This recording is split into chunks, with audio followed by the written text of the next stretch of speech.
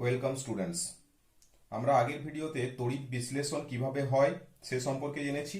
এখন আমরা তড়িৎ বিশ্লেষণের কয়েকটা উদাহরণ দেখে নিই।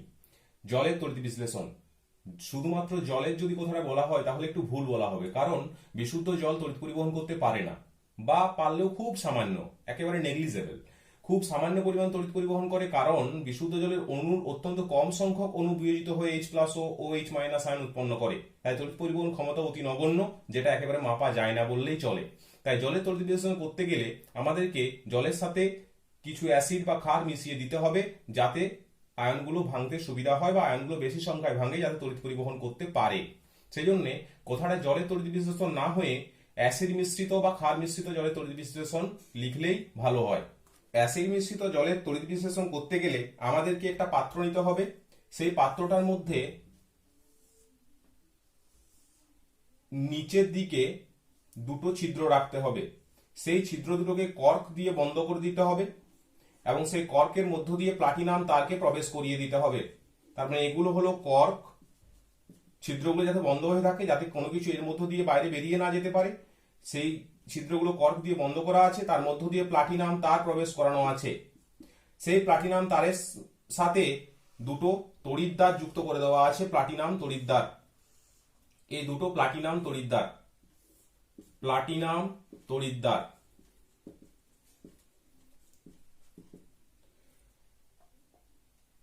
এই বিকারে আমরা অ্যাসিড মিশ্রিত জলটাকে নেব।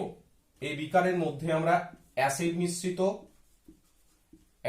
মিশ্রিত জলকে নেব। মিশ্রিত জল মানে H2O প্লাস সামান্য H2SO4, সামান্য অতি সামান্য দেব।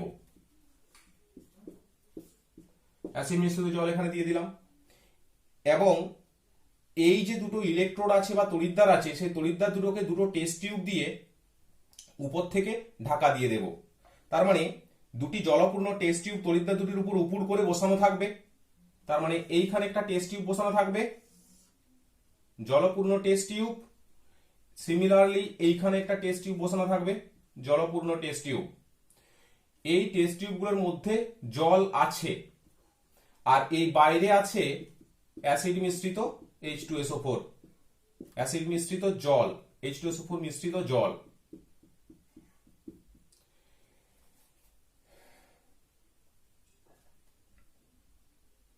এবার যদি আমরা এই দুটো প্লাটিনাম তারের সাহায্যে ব্যাটারির সাথে সংযোগ ঘটিয়ে দিই, তাহলে দেখব এখানে বুদবুদ আকারে গ্যাস উৎপন্ন হতে শুরু করেছে।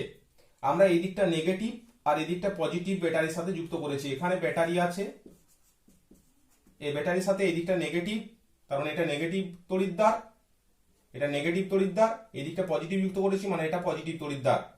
আর আমরা আগে জেনেছি আমরা নেগেটিভ তড়িৎদ্বারকে বলবো ক্যাথোড আর পজিটিভ তড়িৎদ্বারকে বলবো অ্যানোড। অ্যানোডে হয় জারণ আর ক্যাথোডে হয় বিজারণ। যখনই আমরা ব্যাটারির সাথে যুক্ত করে দেব, তখনই দেখব তড়িৎদ্বার দুটি থেকে বুদবুদ আকারে গ্যাস উৎপন্ন হতে শুরু করেছে। তড়িৎদ্বার দুটি থেকে বুদবুদ আকারে গ্যাস উৎপন্ন হয়ে উপরের এই ফাঁকা জায়গাগুলো যদি একটু থাকে সেখানে জমা হচ্ছে, আর যদি ফাঁকা জায়গা না থাকে তাহলে জলটাকে নিচের দিকে ঠেলে নামিয়ে দিচ্ছে এবং নিজেরা ওই গ্যাসগুলো এই জায়গাগুলো দখল করছে। তার মানে এই ফাঁকা জায়গাগুলোতে গ্যাস জলের নিম্ন অপসারণ দ্বারা জমা পড়ছে। জলের নিম্ন অপসারণ মানে হচ্ছে জলটাকে নিচের দিকে সরিয়ে দিচ্ছে, গ্যাসটা নিজের জায়গা খুঁজে নিচ্ছে এবং গ্যাসটা সেই উপরের ওই ফাঁকা জায়গা যেটা তৈরি হচ্ছে সেখানে থেকে যাচ্ছে। যত বেশি বেশি গ্যাস তৈরি হবে তত জলের লেভেলটা নিচের দিকে নেমে যেতে থাকবে। দুটো তড়িৎদ্বারে গ্যাস উৎপন্ন হচ্ছে। দেখা যাবে যে ক্যাথোডের উপরে বসানো টেস্ট টিউবে গ্যাসের আয়তন অ্যানোডের উপরে বসানো টেস্ট টিউবে গ্যাসের আয়তনের দ্বিগুণ হয়।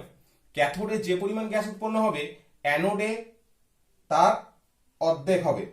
তার মানে ক্যাথোডে যদি এতটা গ্যাস তৈরি হয়, তাহলে অ্যানোডে দেখবো আমরা এতটা গ্যাস তৈরি হয়েছে। তার মানে এই জায়গাটা বেশি হবে, এই জায়গাটা কম হবে। তার কারণটা আমি একটু পরে বলছি। এখানে ব্যাখ্যাটা কি হবে? ব্যাখ্যাটা হচ্ছে জল ভেঙে গিয়ে, জলের কণাগুলি ভেঙে গিয়ে H+ আর OH- আয়ন উৎপন্ন করে। H+ আয়নগুলি এইচ প্লাস আয়নগুলি কি হবে, যাবে এখানে, কেননা এই দিকটা নেগেটিভ ইলেকট্রন, তাহলে ক্যাথোডটা যদি নেগেটিভ তাই পজিটিভকে ক্যাথোড আকর্ষণ করবে, তাহলে এইচ প্লাস ক্যাথোডে যাবে, তাহলে এইচ প্লাস ক্যাথোডে গিয়ে ওখানে ইলেকট্রন প্রচুর আছে, কারণ নেগেটিভ ব্যাটারি নেগেটিভ প্রান্তের সাথে লাগিয়েছি, তাহলে ইলেকট্রনের আধিক্য আছে ওখানে, ইলেকট্রন গ্রহণ করে এইচ এ পরিণত হবে এবং সেই রকম দুটো এইচ যুক্ত হয়ে হাইড্রোজেন গ্যাস তৈরি করবে। সেই হাইড্রোজেন গ্যাসটা এখানে জমা পড়বে, তার মানে এখানে আছে হাইড্রোজেন গ্যাস। এখানে দেখো এইচ প্লাস ইলেকট্রন গ্রহণ করে এইচ হয়েছে, মানে প্রক্রিয়াটা বিজারণ প্রক্রিয়া ঘটেছে। আবার জল থেকে প্রাপ্ত OH মাইনাস আয়নগুলি অ্যানোডে এসে ঋণাত্মক মুক্ত হয়ে, ঋণাত্মক চার্জ যেহেতু সেহেতু অ্যানোডে আসবে এবং ইলেকট্রন মুক্ত করবে ওখানে। অ্যানোডে এসে, অ্যানোডটা পজিটিভ চার্জগ্রস্ত, তাহলে OH মাইনাস গুলো যেহেতু ঋণাত্মক আধানগ্রস্ত, তাই ওরা অ্যানোডে দিকে আকর্ষিত হবে, অ্যানোডে এসে ইলেকট্রন মুক্ত হয়ে OH মূলকে পরিণত হবে, তাহলে OH মাইনাস অ্যানোডে যাবে, অ্যানোডে যাবে, সেখানে গিয়ে OH মাইনাস গুলো ইলেকট্রন মুক্ত করে OH মূলকে পরিণত হবে। সেই OH মূলকগুলো, চারটে OH মূলক একসাথে যুক্ত হয়ে অক্সিজেন গ্যাস ও জল তৈরি করবে, চারটে OH মূলক যুক্ত হয়ে অক্সিজেন গ্যাস ও জল তৈরি করবে। এখানে যেহেতু OH মাইনাস আয়নটা ইলেকট্রন মুক্ত করছে, তাই এটা আমরা বলতে পারি জারণ প্রক্রিয়া। তাহলে এইখান থেকে, অ্যানোড থেকে অক্সিজেন গ্যাস উৎপন্ন হবে, তার মানে অ্যানোডে এখানে অক্সিজেন গ্যাস জমা পড়বে জলের নিম্ন অপসারণের দ্বারা, জলটাকে নিচের দিকে সরিয়ে উপরের ফাঁকা জায়গাটায় অক্সিজেন গ্যাস উৎপন্ন করবে এবং সেই গ্যাসটা এখানে জমা পড়বে, কারণ অক্সিজেন গ্যাসটা এখানে যে জমা পড়লো সেটা জলের নিম্ন অপসারণের দ্বারা সংগৃহীত হলো। এখন আমরা কি করে বুঝবো যে এখানে হাইড্রোজেন আছে আর এখানে অক্সিজেন আছে? সেই জন্য আমাদেরকে কি করতে হবে, এই টেস্ট টিউবটা যেটা আমরা প্রথমে জল ভর্তি করে উল্টো দিকে করে তড়িৎদ্বারের উপরে নামিয়ে রেখেছিলাম, সেটাকে আমার তুলে নিতে হবে। তুলে নিলে গ্যাসটার মধ্যে রয়ে যাবে, জলটা এখানে পড়ে যাবে। তাহলে এখান থেকে এই টেস্ট টিউবটা বাইরে নিয়ে এসে পাটকাঠি জ্বালিয়ে দেখা যাবে যে এই গ্যাসটা পুরোটা নিজে থেকে জ্বলে উঠলো, তাহলে হাইড্রোজেন গ্যাস নিজে জ্বলে যায়। তাহলে আমরা দেখবো যে হাইড্রোজেন গ্যাসটা যেহেতু নিজে থেকেই জ্বলে গেছে, তাহলে বুঝতে পারবো যে গ্যাসটি হাইড্রোজেন গ্যাস, নীল শিখায় জ্বলে গেছে, গ্যাসটি হাইড্রোজেন গ্যাস। তাহলে হাইড্রোজেন গ্যাস উৎপন্ন হবে ক্যাথোডে, গ্যাসটি নিজেই নীল শিখায় জ্বলে,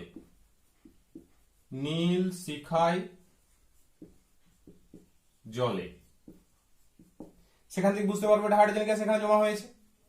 আর অক্সিজেন গ্যাস উৎপন্ন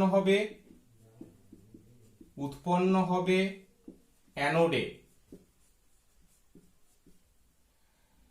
অক্সিজেন গ্যাস যেহেতু উৎপন্ন হবে অ্যানোডে, এবং আমরা কি করে বুঝবো ওটা অক্সিজেন গ্যাস?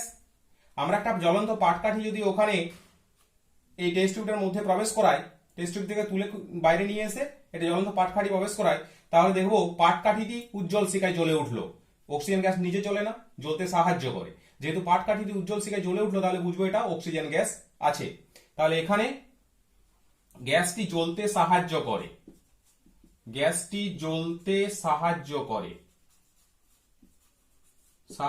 করে, তাহলে এটি অক্সিজেন গ্যাস। তার মানে জলের তড়িৎ বিশ্লেষণের সাহায্যে আমরা দেখলাম যে জল তড়িৎ বিশ্লেষিত হয়ে ক্যাথোডে হাইড্রোজেন গ্যাস ও অ্যানোডে অক্সিজেন গ্যাস উৎপন্ন করে। এখন আমরা দেখে নেব কপার সালফেটের জলীয় দ্রবণের তড়িৎ বিশ্লেষণ, এবং সেটা অবশ্যই কপার তড়িৎদ্বারের সাহায্যে করতে হবে। তার মানে আমাকে নিতে হবে একটা পাত্র, যেটাকে আমরা ভোল্টামিটার বলি। সেই ভোল্টামিটার পাত্রটার মধ্যে কপার সালফেটের জলীয় দ্রবণ নেব। এখানে নেব কপার সালফেট CuSO4 এর জলীয় দ্রবণ, এবং সেখানে দুটো কপার তড়িৎদ্বার রেখে দেবো। যেহেতু কপার তড়িৎদ্বারের সাহায্যে বলেছি, তাই এইগুলো হলো কপার তড়িৎদ্বার এখানে আমরা নিলাম। এবার এই তড়িৎদ্বার দুটোকে ব্যাটারির সাহায্যে যুক্ত করে দেব। তার মানে এদিকটা ব্যাটারির নেগেটিভ প্রান্ত, এদিকটা পজিটিভ প্রান্ত, এটা ব্যাটারি। তাহলে এই দিকের ইলেকট্রোডটা হবে নেগেটিভ ইলেকট্রোড, এই দিকের ইলেকট্রোডটা হবে পজিটিভ ইলেকট্রোড। নেগেটিভ ইলেকট্রোড মানে হচ্ছে, নেগেটিভ ইলেকট্রোডকে আমরা এক্ষেত্রে ক্যাথোড বলি। তাহলে এটা হয়ে গেল ক্যাথোড, আর এটা অ্যানোড, এবার আমরা কপার সালফেটের জলীয় দ্রবণ যেহেতু এখানে নিয়েছি, সেহেতু আমাদেরকে এটা ভাবতে হবে যে কপার সালফেট যেহেতু তড়িৎ বিশ্লেষ্য পদার্থ, তাই কপার সালফেট ওখানে বিয়োজিত হয়ে CuSO4 ওখানে বিয়োজিত হয়ে Cu2 প্লাস SO4 2- আয়ন উৎপন্ন করেছে। যেহেতু কপার সালফেটের জলীয় দ্রবণ নিয়েছি, তাই কপার সালফেটের সাথে জল আছে, তাহলে জল এখানে বিশুদ্ধ নেই, কপার সালফেট মেশানো আছে, তাহলে জলও বিয়োজিত হবে। জল বিয়োজিত হয়ে H প্লাস OH- আয়ন উৎপন্ন করেছে। এখন এখানে দুটো ক্যাটায়ন আছে, দুটো এনায়ন আছে। আমরা যখন ব্যাটারির সাহায্যে কারেন্ট এর মধ্যে পাঠিয়ে দেব, তখন এই দিকের ইলেকট্রোডটা নেগেটিভ ইলেকট্রোড হয়ে যাবে। তার মানে এখানে ইলেকট্রনের ডেনসিটি বেশি থাকবে, আর এখানে ইলেকট্রন নেই, পজিটিভ ইলেকট্রোড হয়ে যাবে। এই দ্রবণের মধ্যে থাকা কেটায়নগুলো কে? কপার 2+ আর H+। এই দুটোই কিন্তু ক্যাথোডের নেগেটিভ ইলেকট্রোডের দিকে আকর্ষিত হবে। যেহেতু ক্যাথোড নেগেটিভ ইলেকট্রোড, তাই ক্যাথোড নেগেটিভ ইলেকট্রোডের দিকে ওটা আকর্ষিত হবে। দুটোই আকর্ষিত হবে, দুটোই ধনাত্মক আধানগ্রস্ত, তাহলে দুটোই আকর্ষিত হবে। কিন্তু যেহেতু কপার 2+ এর ইলেকট্রন গ্রহণের প্রবণতা বেশি, তাই কপার 2+ এখান থেকে H+ এর থেকেও আগে ইলেকট্রন গ্রহণ করে বিজারিত হবে। তার মানে কপার 2+ ও H+ উভয়েই ক্যাথোড তড়িৎদ্বারের দিকে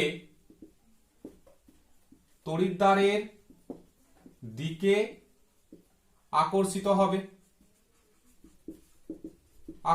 হবে। কিন্তু কপার 2+ এর ইলেকট্রন গ্রহণ প্রবণতা বেশি। তাই কি করবে? কপার 2+ ক্যাথোড থেকে দুটো ইলেকট্রন গ্রহণ করে কোপারে পরিণত হবে এবং এটা বিজারণ ঘটবে। তার মানে এই ইলেকট্রোডটাতে, এটা যেহেতু কোপারের তৈরি, আবার কপার 2+ কোপারে পরিণত হচ্ছে, তাহলে এখানে কোপার জমা পড়বে। তার মানে এই ইলেকট্রোডটা মোটা হবে, কোপার এখানে আবার জমা পড়বে। H+ এর থেকে আগে কপার 2+ আগে বিজারিত হবে, কপার 2+ আগে ইলেকট্রন গ্রহণ করে বিজারিত হয়ে কোপার তৈরি করবে, কারণ কপার 2+ এর ইলেকট্রন গ্রহণ প্রবণতা বেশি।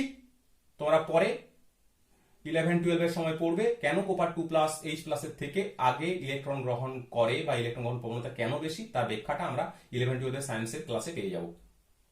কিন্তু এখানে তোমাদেরকে মনে রাখতে হবে, কপার 2+ যেহেতু ইলেকট্রন গ্রহণ প্রবণতা বেশি, তাই H+ এর থেকে আগে কপার 2+ ইলেকট্রন গ্রহণ করে বিজারিত হয়ে কোপার মেটাল মানে কোপার ধাতুতে পরিণত হবে, এবং কোপার ধাতু এখানে জমা পড়ে এই ইলেকট্রোডটাকে মোটা করবে। বোঝা গেল? এবার এনায়নে চলে এসো। দুটো এনায়ন আছে ঋণাত্মক আধানগ্রস্ত, এই দুজনেই ধনাত্মক আধানগ্রস্ত ইলেকট্রোডের দিকে আকর্ষিত হবে। তার মানে SO4 2- আর OH- দুটোই যাবে এই ইলেকট্রোডের দিকে। যেহেতু দুটোই পজিটিভ ইলেকট্রোডের দিকে যাবে, দুটো তো একসাথে জারিত হবে না, ইলেকট্রন বর্জন করবে না। এটা যেহেতু পজিটিভ ইলেকট্রোড, তাই এরা ঋণাত্মক আধানগ্রস্ত, তাহলে এদের মধ্যে প্রচুর সংখ্যক ইলেকট্রন আছে, অত্যধিক বেশি ইলেকট্রন আছে ঋণাত্মক আধানগ্রস্ত। সেই ইলেকট্রনগুলো ওই পজিটিভ বা ধনাত্মক আধানগ্রস্ত অ্যানোডে ছেড়ে দেবে, তার মানে জারিত হবে। কিন্তু কে হবে? দেখা গেছে যে এই দুজনের ইলেকট্রন বর্জন করে জারিত হওয়ার থেকেও আগে এই ইলেকট্রোডের কোপার মেটালটা দুটো ইলেকট্রন ওখানেই ছেড়ে দিয়ে কোপার 2+ হিসাবে দ্রবণে চলে আসবে। তার মানে SO4 2- এবং OH- আয়নের ইলেকট্রন বর্জনের প্রবণতা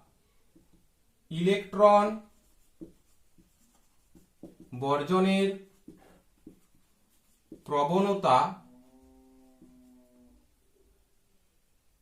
কম কোপার এর ইলেকট্রন বর্জনের প্রবণতা থেকে, ইলেকট্রন বর্জনের প্রবণতা থেকে,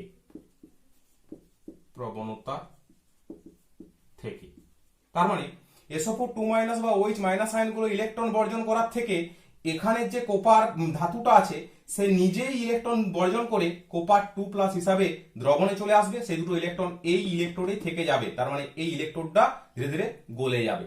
তার মানে কোপার দুটো ইলেকট্রন ছেড়ে দিয়ে কোপার 2+ পরিণত হবে, এবং যেহেতু দুটো ইলেকট্রন ছেড়ে দিচ্ছে তাই এটা হবে জারণ প্রক্রিয়া।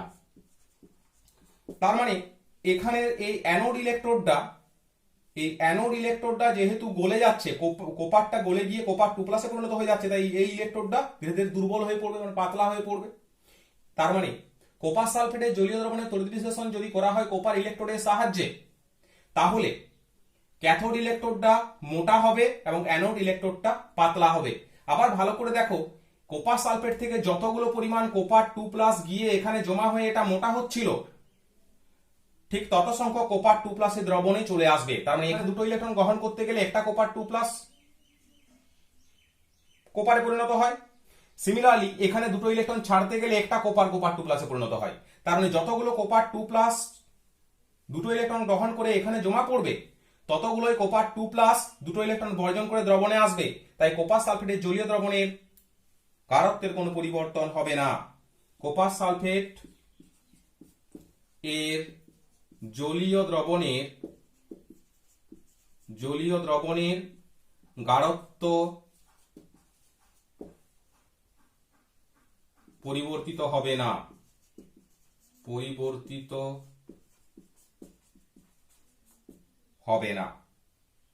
তার মানে তোমরা বুঝতে পেরেছো, এটা হচ্ছে ক্যাথোড বিক্রিয়া আর এটা হচ্ছে অ্যানোড বিক্রিয়া। এটা হলো কোপার সালফেটের জলীয় দ্রবণের তড়িৎ বিশ্লেষণ করলে আমরা কি পাবো সেটা পুরোপুরি ব্যাখ্যা করা হলো। এখন আমরা দেখব ধাতু নিষ্কাশন। গোল্ড, সিলভার, প্লাটিনাম প্রভৃতি ক্রম সক্রিয় ধাতু, সহজে এরা যুক্ত হয়ে যৌগ গঠন করে না। এরা ছাড়া বেশিরভাগ ধাতুই প্রকৃতিতে যৌগ রূপে পাওয়া যায়। সেই যৌগগুলো যেগুলোর সাথে ধাতুটা মিশে থাকে সেই যৌগগুলোকে বলা হচ্ছে খনিজ। সেই যৌগগুলো পাওয়া যায় সাধারণত ভূগর্ভে, ভূত্বকে, বালি, মাটি ইত্যাদির সঙ্গে মিশ্রিত অবস্থায় পাওয়া যায়। ভূগর্ভে বা ভূত্বকে প্রাপ্ত প্রকৃতিদত্ত অজৈব পদার্থ সমূহ, যাদের মধ্যে এক বা একাধিক ধাতু প্রধানত যৌগ রূপে অন্যান্য অশুদ্ধির সঙ্গে মিশ্রিত থাকে, তাদের সংশ্লিষ্ট ধাতুর খনিজ বলে। তার মানে অ্যালুমিনিয়ামকে প্রকৃত মুক্ত অবস্থায় পাওয়া যায় না। অ্যালুমিনিয়াম অন্য কোনো ধাতুর সাথে যুক্ত অবস্থায় যৌগ গঠন করে থাকে, যেমন চায়না ক্লে, যার সংকেত হলো Al2O3 twice SiO2 twice H2O। আবার বক্সাইট হিসাবে পাওয়া যায় Al2O3 টুয়াইস H2O। এই যে যৌগগুলো যার মধ্যে অ্যালুমিনিয়াম আছে, এইগুলো হলো অ্যালুমিনিয়ামের খনিজ, এইগুলো প্রকৃতিতে পাওয়া যায়। এদের মধ্যে আবার যে সমস্ত খনিজ থেকে সহজে এবং লাভজনক উপায়ে উচ্চমানের ধাতু নিষ্কাশন করা যায় তাদেরকে আকরিক বলে। যেমন এইগুলোর থেকে সহজে আমরা বক্সাইট থেকে অ্যালুমিনিয়ামকে নিষ্কাশন করতে পারবো, তাই বক্সাইট হলো অ্যালুমিনিয়ামের আকরিক, চায়না ক্লে কিন্তু নয়। এখান থেকে আমরা বলতে পারি সব আকরিকই খনিজ, কিন্তু সমস্ত খনিজ আকরিক নয়, কারণ সমস্ত খনিজ থেকে সহজ উপায়ে আকরিককে নিষ্কাশন করা, ধাতুকে নিষ্কাশন করা যায় না, তাই সমস্ত খনিজ আকরিক নয়। যে সমস্ত খনিজ থেকে ধাতুকে সহজে নিষ্কাশন করা যায় সেই খনিজটাকেই বলা হচ্ছে আকরিক, এখানে যেমন বক্সাইট। এবারে ধাতুকে নিষ্কাশন করব কিভাবে? ধাতুকে নিষ্কাশন করতে গেলে আমাদেরকে বেশ কয়েকটা পদ্ধতি মেনে চলতে হবে। যেমন কোনো ধাতুর যৌগ থেকে সংশ্লিষ্ট ধাতুকে পৃথক করার জন্য যে পদ্ধতি অবলম্বন করা হয় তাকে ধাতু নিষ্কাশন বলে। সোডিয়াম, পটাশিয়াম, ক্যালসিয়াম, অ্যালুমিনিয়াম, এরা সক্রিয় ধাতু। এদের থেকে ধাতুকে নিষ্কাশন করতে হলে তড়িৎ বিশ্লেষণ পদ্ধতি অবলম্বন করা হয়। আমরা এখানে যেহেতু তড়িৎ বিশ্লেষণ পড়ছি, তাই তড়িৎ বিশ্লেষণ পদ্ধতির সাহায্যে কিভাবে ধাতুকে নিষ্কাশন করা হয় সেই কয়েকটা উদাহরণ আমরা দেখব। যেমন সোডিয়াম, পটাশিয়াম, ক্যালসিয়াম, এদের ক্লোরাইড যৌগের তড়িৎ বিশ্লেষণ করা হয়। আবার অ্যালুমিনিয়ামের অক্সাইড যৌগের তড়িৎ বিশ্লেষণ করা হয়। তার ফলে আমরা এই ধাতুগুলোকে ওখান থেকে মোটামুটি পিওর, খানিকটা পিওর অবস্থায় পাবো। পুরো 100% পিওর হয়তো নাও পেতে পারি, কিছু অশুদ্ধি মিশে থাকবে, কিন্তু আমরা যতটা সম্ভব পিওর করার চেষ্টা করব ওখান থেকে, বা পিওর অনেকটাই 99% পিওর মোটামুটি পাওয়া যাবে। এখন এখানে আমরা অ্যালুমিনিয়াম ধাতুর বক্সাইট থেকে কিভাবে নিষ্কাশন করা হয় সেই পদ্ধতিটা এখানে দেখব।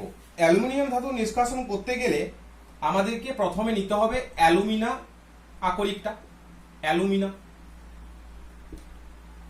অ্যালুমিনা সংকেত হলো Al2O3 twice H2O। এই অ্যালুমিনার মধ্যে কিছু অশুদ্ধি মিশে থাকে, সেই অশুদ্ধিগুলোকে তাড়িয়ে আমাকে এটার থেকে বিশুদ্ধ অ্যালুমিনা নিয়ে নিতে হবে। বিশুদ্ধ অ্যালুমিনা, এটা হলো Al2O3। এর আবার গলনাঙ্ক প্রায় 2000 ডিগ্রি সেন্টিগ্রেড, অনেক বেশি। আমরা এত উষ্ণতা তৈরি করতে পারবো না সহজে, আমাদের অনেক খরচ বেড়ে যাবে।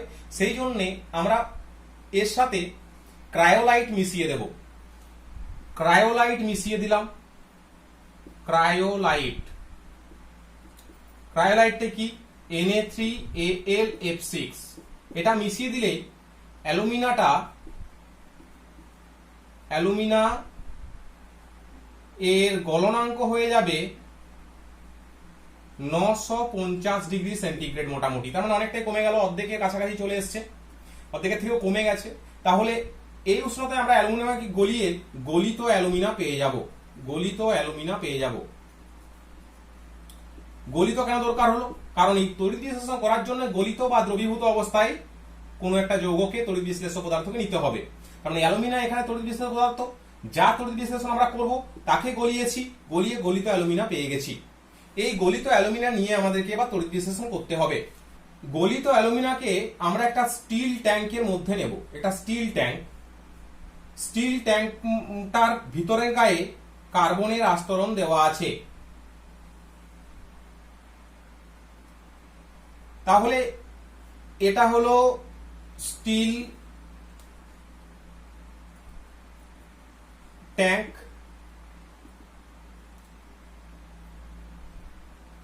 এখানে কার্বন আস্তরণ দেওয়া আছে, আর এখানে কতগুলো গ্রাফাইটের তড়িৎদ্বার আমরা রেখেছি।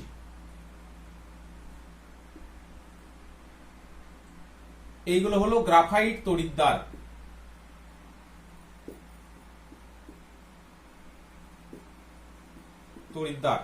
আর এই কার্বন আস্তরণটাই একটা তড়িৎদ্বার হিসেবে কাজ করবে। এর মাঝে আমরা নিয়ে নেব গলিত অ্যালুমিনাকে নিয়ে নেব। এখানে এই যে কার্বন আস্তরণ যেটা দেওয়া আছে, এখানটায় কার্বনের যে আস্তরণটা দেওয়া আছে স্টিল ট্যাঙ্কের ভিতরে, এই কার্বনের আস্তরণটা এখানে কাজ করবে নেগেটিভ ইলেকট্রোড হিসাবে। তার মানে হচ্ছে ক্যাথোড হিসাবে কাজ করবে। আর এইখানে এটা কাজ করবে গ্রাফাইট যে তড়িৎদ্বারগুলো, সেইগুলো কাজ করবে পজিটিভ ইলেকট্রোড বা অ্যানোড হিসাবে। এখানে একাধিক নেওয়া হয়েছে কেন? যাতে কাজটা অনেক কম সময় তাড়াতাড়ি করা যায়, তার জন্য একাধিক তড়িৎদ্বার নেওয়া হয়েছে। কিন্তু একটাই কারেন্টের তারের সাহায্যে, ব্যাটারির সাহায্যে যুক্ত করেছি। এখানে এই তড়িৎদ্বারটার সাথে এই তড়িৎদ্বারটা আমরা ব্যাটারির সাহায্যে যুক্ত করে দেব। তার মানে এখানে ব্যাটারি দিয়ে দিয়েছি, ব্যাটারির সাহায্যে যুক্ত করে দিয়েছি। এবার এই গলিত অ্যালুমিনা যেহেতু তড়িৎ বিশ্লেষ্য পদার্থ, তাই এটা বিয়োজিত হয়ে, গলিত অবস্থায় এটা বিয়োজিত হয়ে যাবে। বিয়োজিত হয়ে তৈরি করবে twice Al2O3, ভেঙে গিয়ে তৈরি করবে 6O2- প্লাস 4 অ্যালুমিনিয়াম 3+। গলিত অবস্থায় ভেঙে গিয়ে একটা কেটায়ন আর একটা এনায়ন তৈরি করবে। কেটায়ন অ্যালুমিনিয়াম 3+ আর এনায়ন O2-। এবার তোমরা নিশ্চয়ই বুঝতে পারছো যে এইগুলো যেহেতু পজিটিভ তড়িৎদ্বার, তাই ঋণাত্মক আয়নগুলো আসবে পজিটিভ তড়িৎদ্বারের কাছে। আর এইগুলো যেহেতু নেগেটিভ তড়িৎদ্বার, এই পাত্রটা নিজেই নেগেটিভ তড়িৎ হিসেবে কাজ করছে, তাই এই পাত্রটা নেগেটিভ ইলেকট্রোডটার কাছে আসবে অ্যালুমিনিয়াম 3+ গুলো। তার মানে এখানে আসবে ঋণাত্মক আয়ন O2- আর এখানে আসবে অ্যালুমিনিয়াম 3+ আয়নগুলো। তাহলে ক্যাথোডে কি হবে?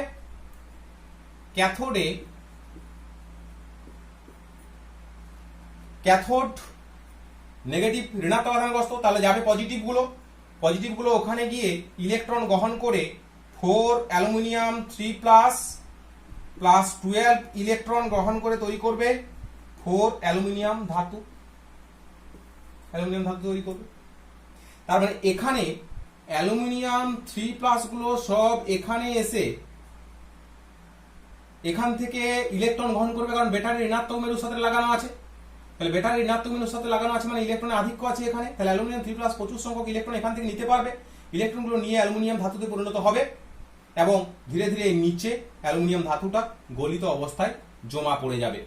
এটাকে নিচে গলিত অবস্থায় জমা করার জন্য এর সাথে মেশানো হয় ফ্লুওরাইড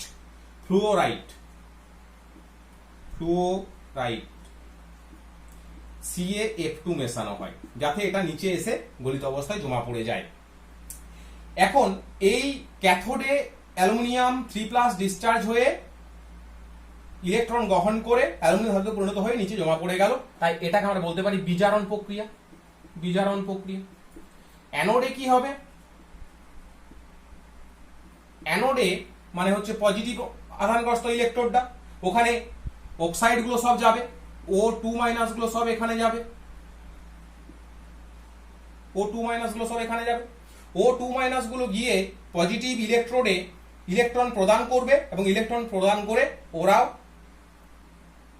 নিস্তড়িত হওয়ার চেষ্টা করবে।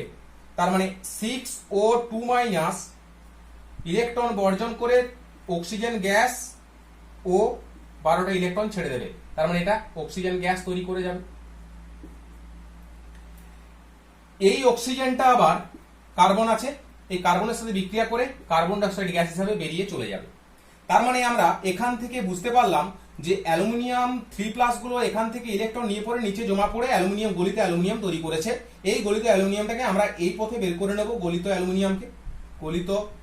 অ্যালুমিনিয়াম ধাতু এই পথে বের করে নেব এবং এই ধাতুটা মোটামুটি 99% পিওর থাকে।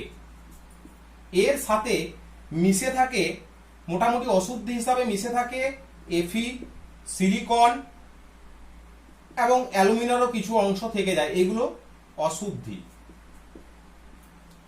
অশুদ্ধি হিসাবে মিশে থাকে।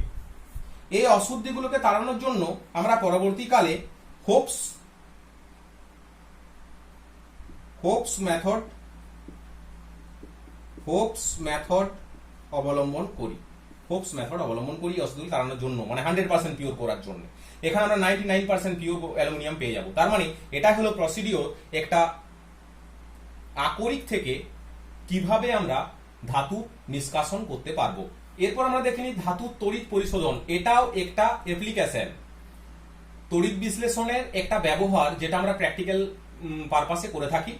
যে কোনো একটা ধাতুকে যখন আমরা নর্মাল কোনো সাধারণ উপায়ে নিষ্কাশিত করি, তখন সে ধাতুতে বিভিন্ন ধরনের অশুদ্ধি মিশে থাকে।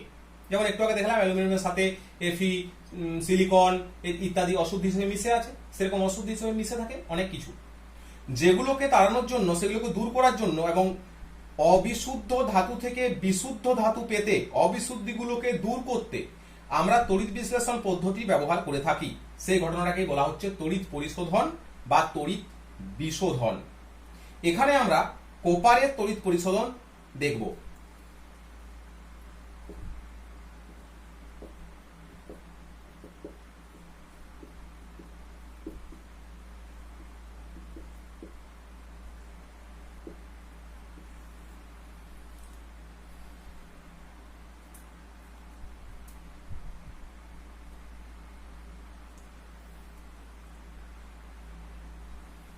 কোপারের তড়িৎ পরিশোধন করছি কেন? কারণ কোপারের সাথে কিছু অশুদ্ধি মিশে আছে, সেগুলোকে আমাদের তাড়াতে হবে।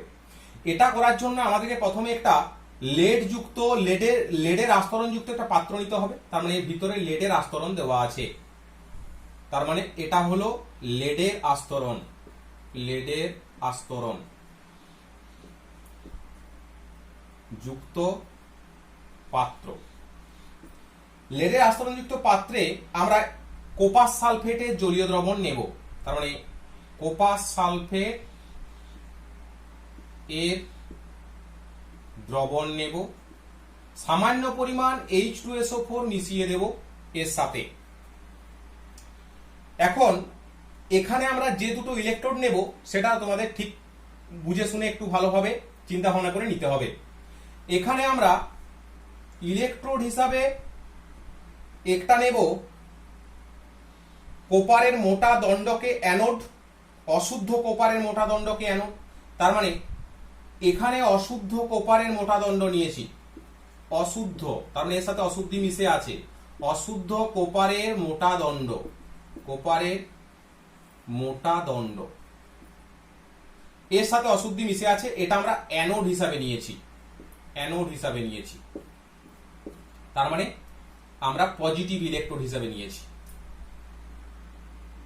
ওকে, আর একটা নেব পাতলা কোপারের দণ্ড, এটা বিশুদ্ধ কোপারের পাতলা দণ্ড, বিশুদ্ধ কোপারের পাতলা দণ্ড,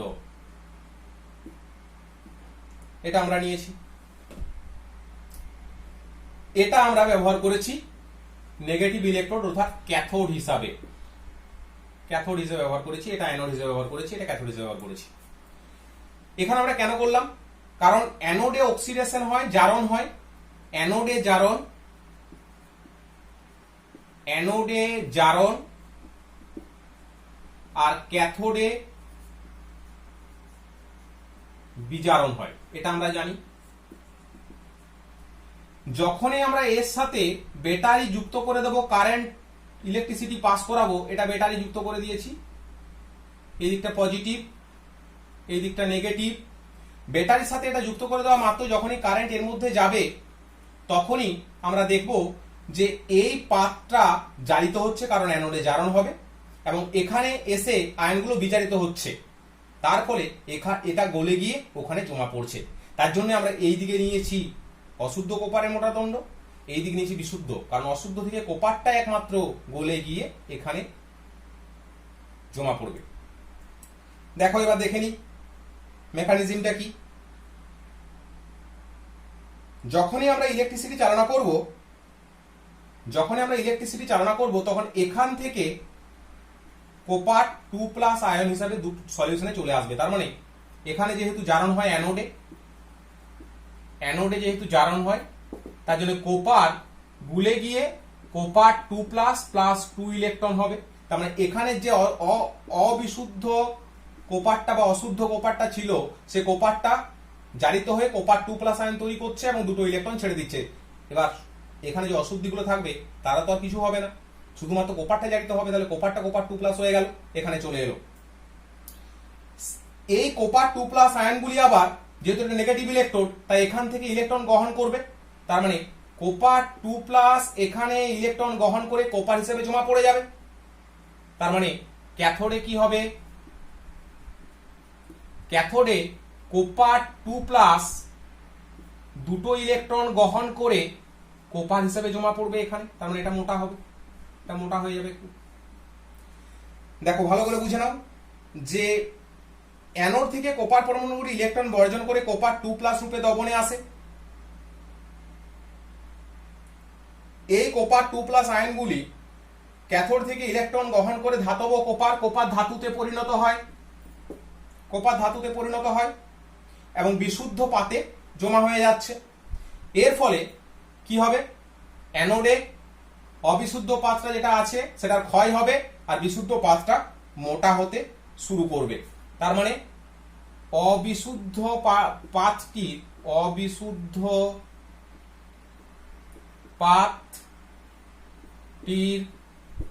ক্ষয় হবে,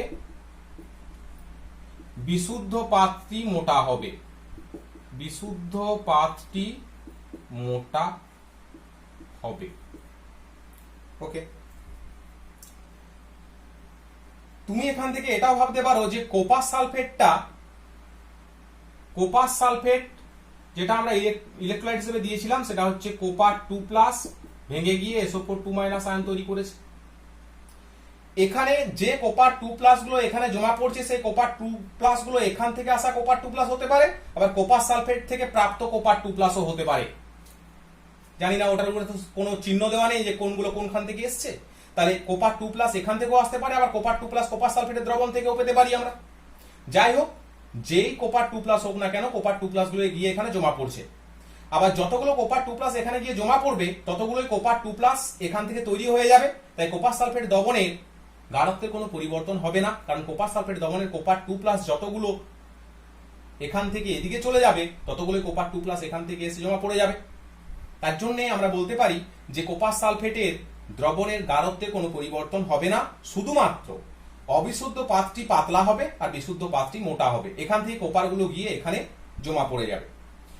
এর মধ্যে যে অবিশুদ্ধিগুলো যুক্ত ছিল, কোপারের সাথে যে সমস্ত অবিশুদ্ধিগুলি ছিল, সেই অবিশুদ্ধিগুলির তো কোনো পরিবর্তন হবে না, তারা এখানে ধীরে ধীরে এসে এই নিচটায় জমা হয়ে যাবে, এই নিচটা জমা হয়ে যাবে।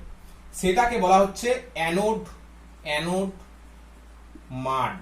তারপরে যত কোপার গুলবে তত এই অবিশুদ্ধিগুলি ধীরে ধীরে এসে অ্যানোডের ইলেকট্রোড বা তড়িৎদ্বারটা নিচে জমা পড়ে যাবে, নিচে কাদার মতো জমা পড়ে যাবে। সেইগুলো বলা হচ্ছে অ্যানোড মাড। এর মধ্যে থাকে সিলভার, প্লাটিনাম, গোল্ড, এইগুলো থাকে, এইগুলোকে অ্যানোড মাড বলে। ঠিক আছে, এরপর আমরা দেখব তড়িৎ বিশ্লেষণের আরেকটি প্রয়োগ, সেটা হলো তড়িৎ লেপন।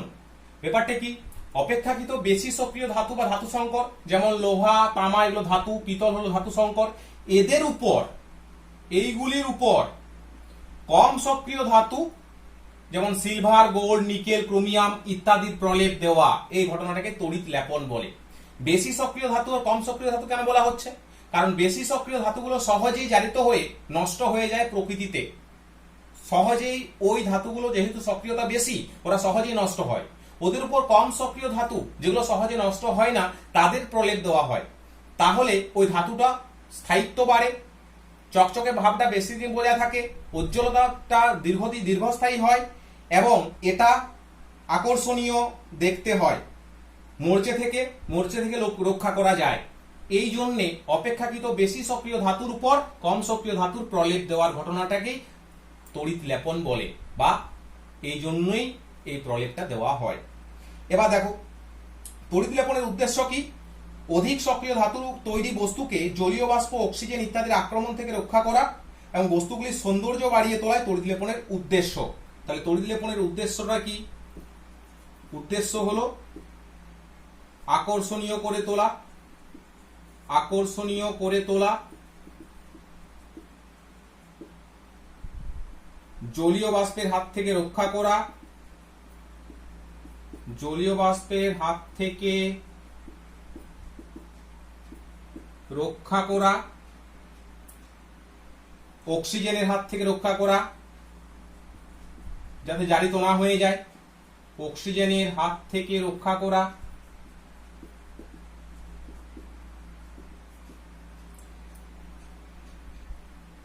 সৌন্দর্য বাড়িয়ে তোলা, এইগুলো হলো এর উদ্দেশ্য।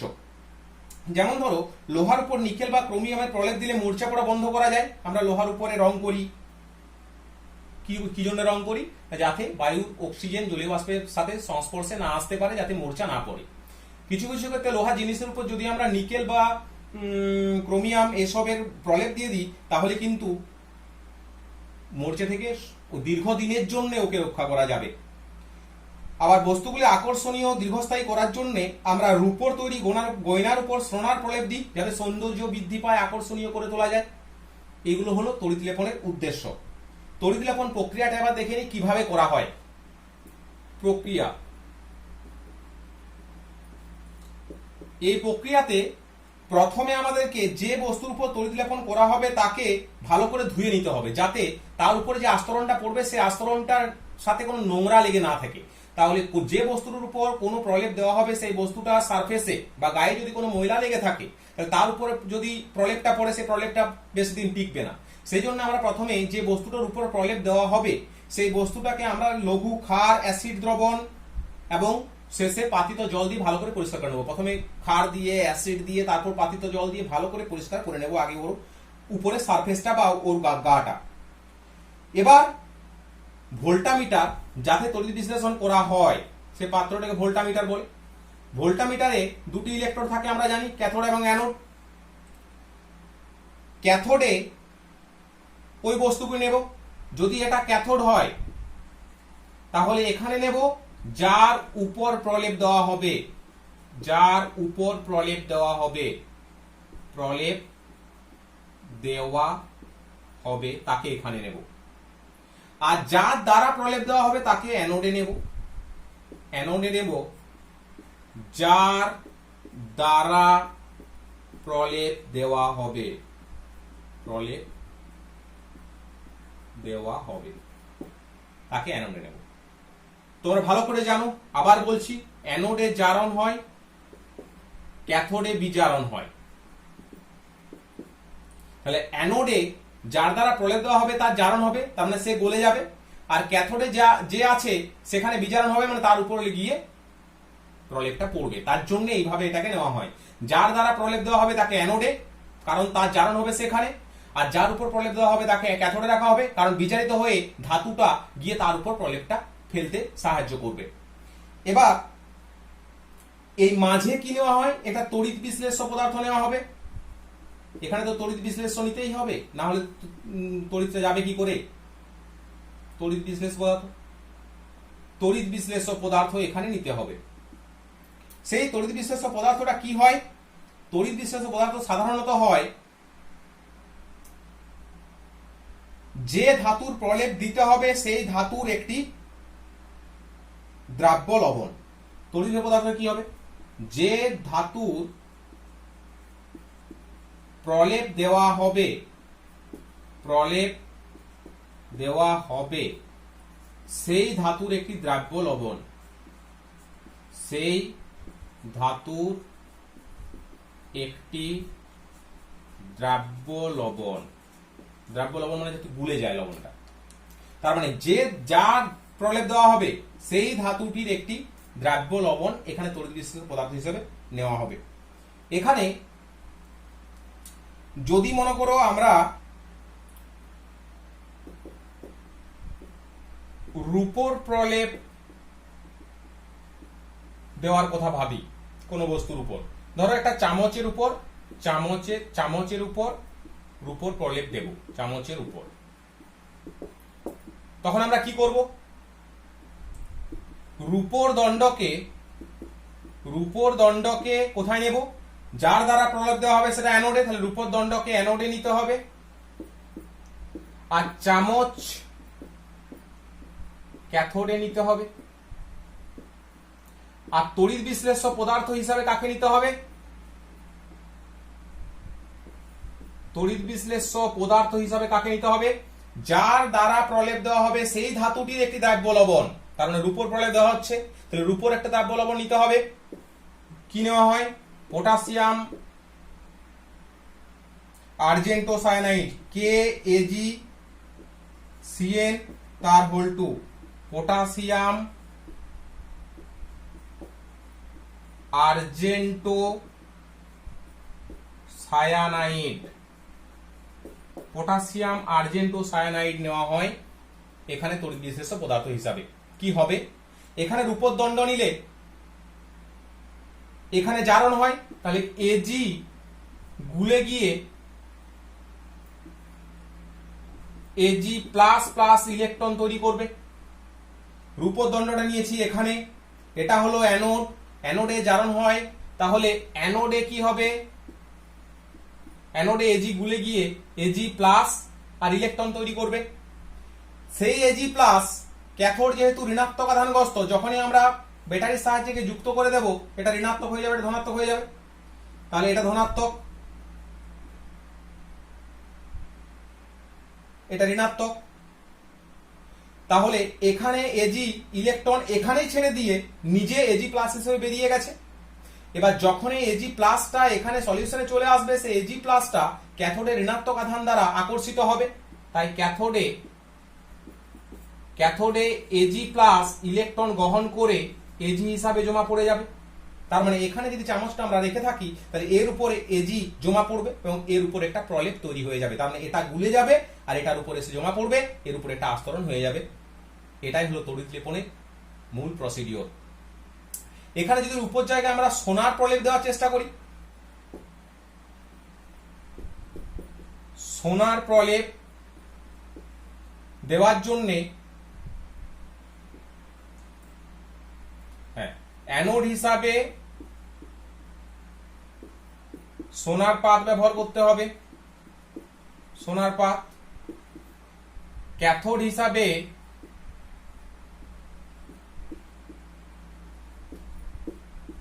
যার উপর প্রলেপ দেওয়া হবে, প্রলেপ দেওয়া হবে তাকে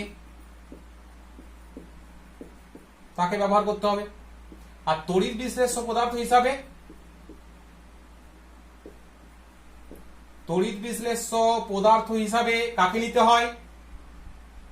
যার দ্বারা প্রলেপ দেওয়া হচ্ছে সেই ধাতুটির একটি দ্রাব্য লবণ নেওয়া হয়।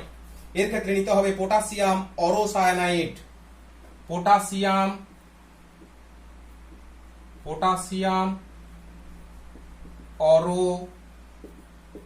অরোসায়ানাইড, KAuCN তার হোল 2, পটাশিয়াম অরোসায়ানাইড। এর ক্ষেত্রেও তাই, অ্যানোডে যে থাকবে তার জারণ হবে, তার মানে অ্যানোডে আছে গোল্ডের পাত, তাহলে গোল্ড জারিত হয়ে